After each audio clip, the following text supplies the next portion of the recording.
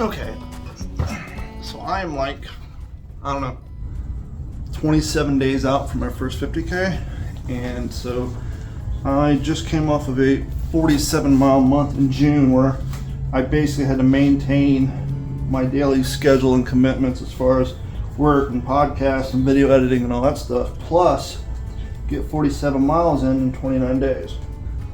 I did that, actually completed my birthday. I needed 11 miles, so I went ahead and ran a half marathon. But during that time, I did not do any other fitness regimen. So didn't lift any weights, didn't do any rucking, just ran. So it is July 9th. I'm gonna go out and probably get 3 miles in. It's still early, it's still hot, so get some heat training in. But so far this month, I've done two functional fitness, well, weightlifting really. One for like 15 minutes, one for 20. I didn't really record it. Actually, I did record it, didn't use the video. And then I went out to the actual location of the Harns March 50K to shoot the video that you guys saw in the promotional content. And that day, I think I rode 5-6 miles on my bike to get that footage. Apex Promos presents the Inferno Challenge, 5K, 25K, and 50K. Saturday, August 2nd, 2025, Harns Marsh, Lehigh Acres, Florida. This isn't just another race, it's a trial by flame for endurance athletes and heat-hardened runners. Gritty miles through sun-scorched Florida terrain, Give or take. And the day before riding all those miles, I was actually in here doing 50-pound sandbag squats and other leg stuff. And so the day I shot that video, I'm riding my bike with my quads killing me because I was on second day pains from doing 50-pound squats. So all that being said, I am getting ready to go sweat my butt off, go get in a quick 3 miles so that I can come home and do other stuff. And then probably tomorrow I will get back in some functional fitness. And so I'm going to work on my endurance and do my training, but it's not all going to be running. It's going to be running, biking, and the functional fitness because I don't want to risk blowing out my 47-year-old knees overtraining for this race. So I am going to try maybe do a super long run this Saturday as part of my training. But yeah, right now we're just going to go and get a quick 3-4 miles in possibly. So finally got ready. Got my nose strips on, which this is my second time running with these. So believe it or not, the first time I ran with it, I could definitely tell. But got outside and well, it's raining. So I guess you know what that means. It means my camera's fogging up and I get to run in the rain. So I'm excited about that. Help chill out with the Florida heat. So let's get some stretching in and we'll go run. A mile and quarter into it. I was lied to. The rain stopped almost as quick as it started. So we have not gotten any joy from any sort of drizzle. But there's still a chance. There's still some clouds out. So I might get a little wet here soon. Okay, so today is Thursday, July 10th. We're going to do some functional fitness. I'm actually going to try to get in a couple miles with the plate carrier. Only thing I'm concerned about is if that gets wet, I'm going to pull the plates out and let the vest dry out for a few days before I can use it again. And my haversack is technically a haversack made up of haversacks because the weight I put in the haversack, which is this guy right here, which weighs roughly about between 18 and 22 pounds. This is nothing but World War II haversacks. Well, and a laptop that's probably broke, but it's old. So I put a laptop in there because it's probably 4 or 5 pounds, and I just took all the World War II equipment, web belts, suspenders, haversacks, musette bags, both original and reproduction, leggings, cramped everything I could in here. So if this gets wet and soaks through this bag, then all my canvas World War II gear will get wet as well. So I may put a trash bag on that if I do the ruck. But right now, we're gonna do some weights and get that moving, get our heart rate up, and try to get at least 45 minutes of movement in. Look, even if you don't run, work out, whatever, let's say you're just out a roof or a pool guy, if you're working out in the heat, do yourself a favor, eat some salt sticks, it'll keep you hydrated. So my creatine, it's cheap on Amazon. I guess you know how cheap something is.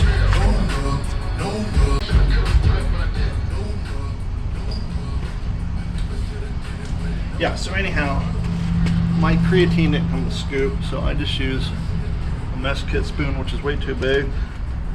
So I just kind of, I'm gonna do a little bit at the end and splash her in there and take a look at it. Do another round, you know, just a little bit. And there you go. Got our creatine going.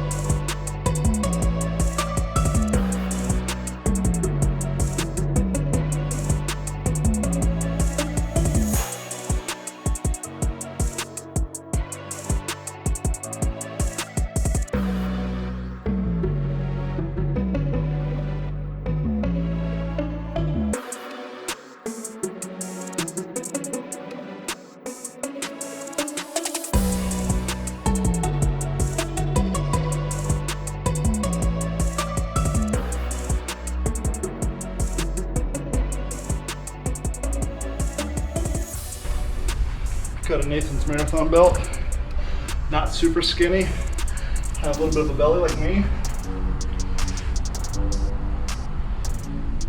One thing I discovered when I put this belt on, or bend over to pick up something, tie my shoe, my stomach would hit that little button right there, cause this whole thing to pop off.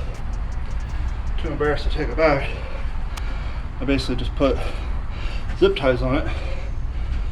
And I just open it up to the full size and step into it like a pool float. Tighten it up, put my phone in the back. Good to go. I like it. It's a good belt. Just wish the snap wasn't so chubby kid unfriendly, you know what I mean? But yeah, we're gonna start doing our ruck real quick before the rain comes in, so I don't have to risk having to dry out that bag. The ruck is very interesting because it's all the weight in your back, so it kind of straightens you up. All in all, this is a pretty comfortable bag. This is by no means an expensive pack. This is actually one of Dimmer Ranch's book bags that he sold 7-8 years ago. So yeah, that's what I use. The interesting difference between the ruck and the plate carrier you have weight on the front, back, and sides, so you get a more uniform pull down from gravity. But interestingly enough, it does hurt your shoulders and your sides more than having all the weight distributed on your back like with the haversack. But yeah, if you're going to do this, fight the urge to run. There's no reason to run with a ruck on. It ain't worth the risk of blowing out your knees or ankles. Just do the walk.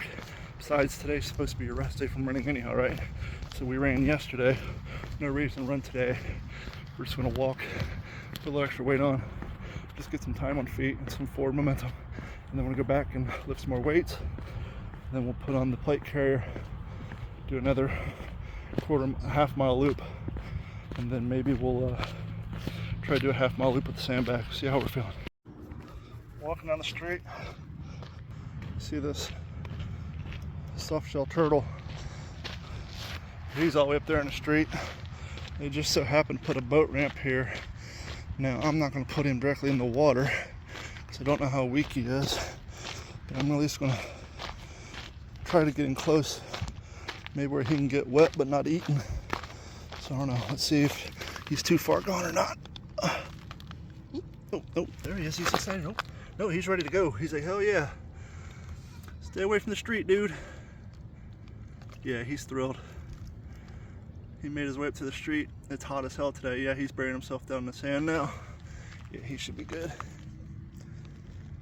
Luckily I stopped. I thought he was ran over and dead. No, you can see he's digging down in the sand.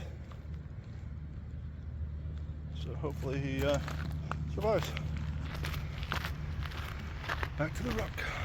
I don't know if there's a nest up here because there's another turtle roughly the same size, but he got hit by a car. I don't know why they'd be up here in the middle of the damn street. You can't really see him. There's another one right there. I'll save you the gruesomeness. So we saved one. One got hit by a car, but it's so weird. It has been raining a lot, but I don't know why they'd be so far away from the main water. So that's weird. We're gonna do.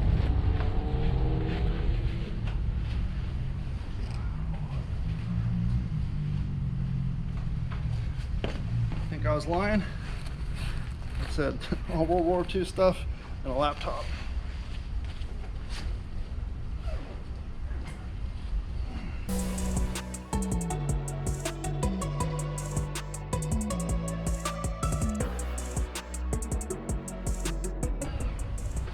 Now usually I would do more reps of weights in between my ruck and my haversack, or maybe between my ruck and my plate carrier.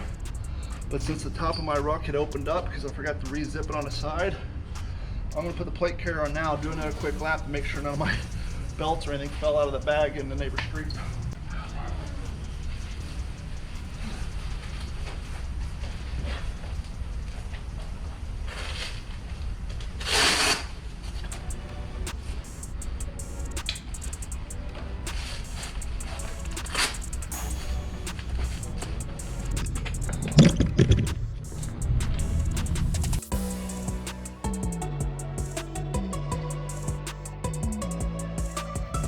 Good news, didn't drop anything.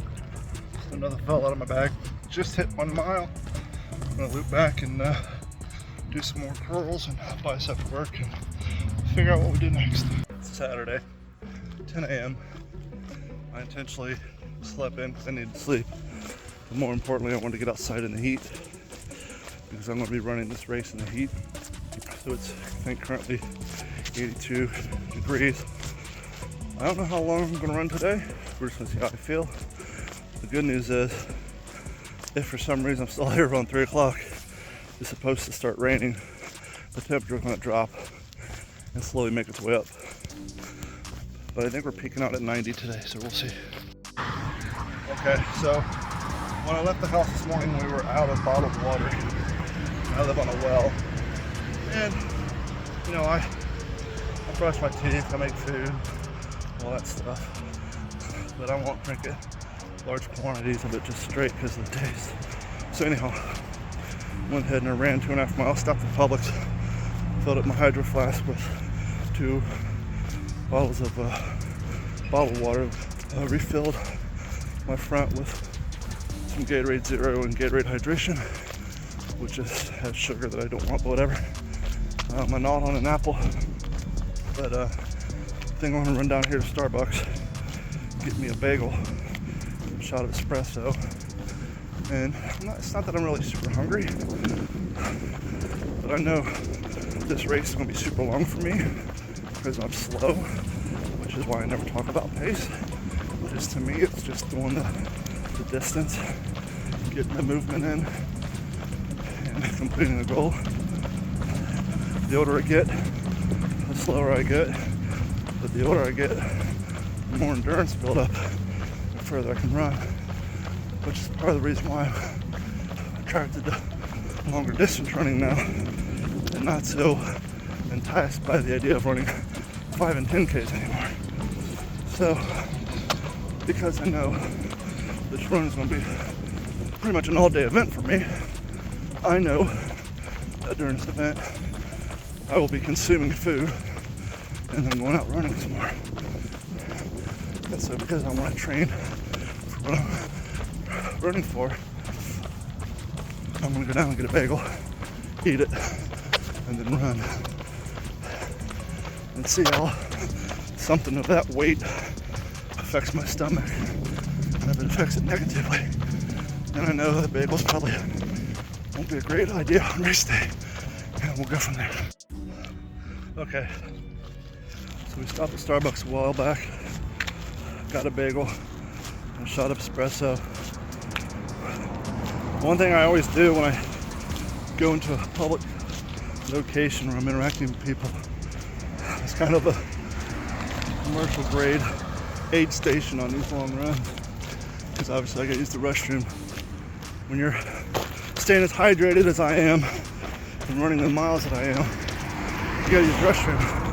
And by the way, if you guys are running in the heat, you're not taking salt sticks or any other sort of salt-based agent to help you maintain the liquid you're consuming, you're doing yourself a huge injustice. But anyhow, back to the point at hand. Whenever I stop at one of these places, first thing I do is I apologize to them for my odor. Look, I'm aware it's probably 90 degrees out here already. I haven't checked. I've been running. This running vest has been washed maybe once since I owned it. These shorts are on their 4th run. Now I did rinse them out in the sink after a run, but I'm not gonna keep throwing them in the wash machine. But anyhow, so I apologize. Rather have some more. I'll go get some from the creek. But if you don't stop apologizing, I'm not gonna give you a goddamn draft. I apologize. Shut the fuck up! Some for my stench, and I put my order in, and I quickly relocate myself far across the room from anybody as I possibly can. And if somebody else walks in, I try to put a distance between them and me. Not for me. I'm doing it for you. You're welcome. I doubt anybody from the city of Cape Coral will ever see this. I stopped and filled up my hydro flask at the new park here at the Del Prado, and they have a water faucet, or water fountain, which is awesome. They have a spot to fill up your hydro flask. That water tastes like it's 30% chlorine. I got an entire hydro flask of water that I can't consume, so I'm just gonna be probably pouring it on myself to cool down, because it is that bad. I don't know if those cats who play basketball out there all day drink that shit, but it is literally, it tastes like it's 25% chlorine. It's fucking gross. So what I have been doing is, this is undrinkable. I've been priming it, and then just getting myself wet with it, putting one in my headband. As I'm running, as the wind's picking up, it occurs to me, I smell a swimming pool. Now that I've been taking this drinking water and pouring it all over myself, don't get me wrong, I still smell like sweat, but now I smell like the sweaty runner who tripped and fell into the lazy river at Sunsplash and then got out and now drying off. Now, you're probably like, who gives a shit? City water sucks. You're right. Well, here's the thing. I've lived in Cape Coral for 22 years, 23 years. Every property I've lived in has been on city water. Sorry, rain fog or running fog. Every house I've been on has been on well water. And now, as you can see, my neighborhood has all this brown dirt. Has all this remnants of construction.